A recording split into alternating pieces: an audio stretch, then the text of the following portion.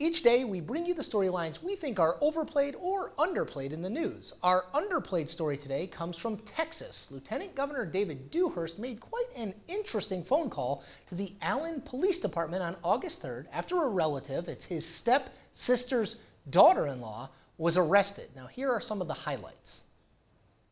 This is David Dewhurst, the Lieutenant Governor of the state of Texas. And I want to talk to the senior officer who is there at your department right now. My name is David Dewhurst. I'm the Lieutenant Governor of the state of Texas. This is David Dewhurst. I'm the Lieutenant Governor of the state of Texas. What I would like to do is, if you would explain to me, Sergeant, what I need to do to arrange for getting her out of jail this evening.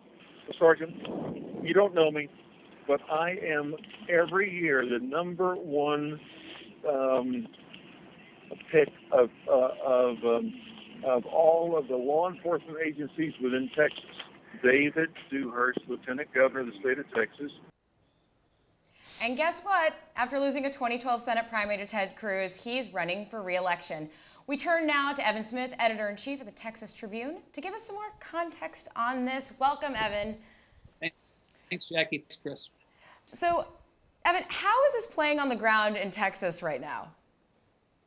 Well, it's not playing very well for the lieutenant governor. You know, the reality is may not have violated, as his staff insists and as his supporters insist, any laws in doing what he did. He may not have done anything inappropriate, but life is about optics, and the optics of this are not good. It sounds like, it can't help sound like, a high elected official was advertising his high position in a phone call to police to somehow influence them to do something that the average person going through the front door without a title would not be able to get. You heard him say he was lieutenant governor. You heard him say that he was the number one law enforcement pick.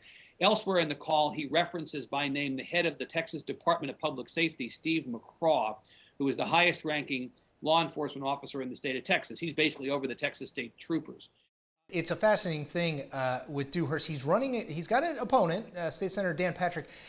Tell us what the impression of Patrick is in the state, and then what, if anything, does this do to the race? Do people outside of politicos like us pay attention to this stuff? Does it play in a general electorate?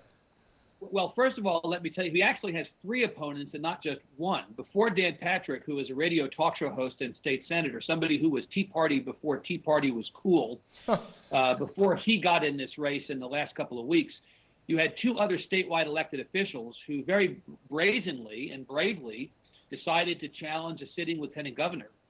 They are Todd Staples, the agriculture commissioner of Texas, and Jerry Patterson, the land commissioner of Texas. That's the office that George P. Bush is running for. That's the office that Patterson currently holds. So you've got three very big brand politicians running, and big brand conservative Republicans running against David Dewhurst already. David Dewhurst has been elected statewide 4 times, once as land commissioner, 3 times as lieutenant governor. And the guy can't catch a break. He ran against Ted Cruz thinking, or it was thought of him, that he would waltz into that U.S. Senate seat, and they kept him out of getting 50%. He needed to get 50% to avoid the runoff. They got him into a runoff, and then Cruz beat him significantly because in a runoff that's low turnout, the activists turn out. The phrase you now hear in Texas, Chris and Jackie, is that he was Ted Cruzed. Golly. Wow. It's become a verb. It's become a verb, but he was held to below 50%, and when they got him in a runoff, the more conservative elements of the party were able to come out and beat him.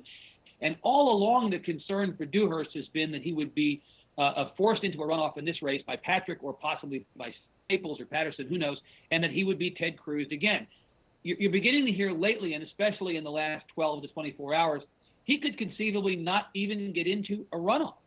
You could have a situation where Patrick and Staples or Patrick and Patterson end up the ones in the runoff, and Dewhurst may lose before the thing is even over. And Evan, after all this time in office, he's not able to protect himself politically the way he would need to in a race like this. Evan, I'm not suggesting that this one incident sort of reshapes the career of David Dewhurst, but given, as you mentioned, he has been in office for quite some time. He ran for what was supposed to be a sure thing Senate seat and lost.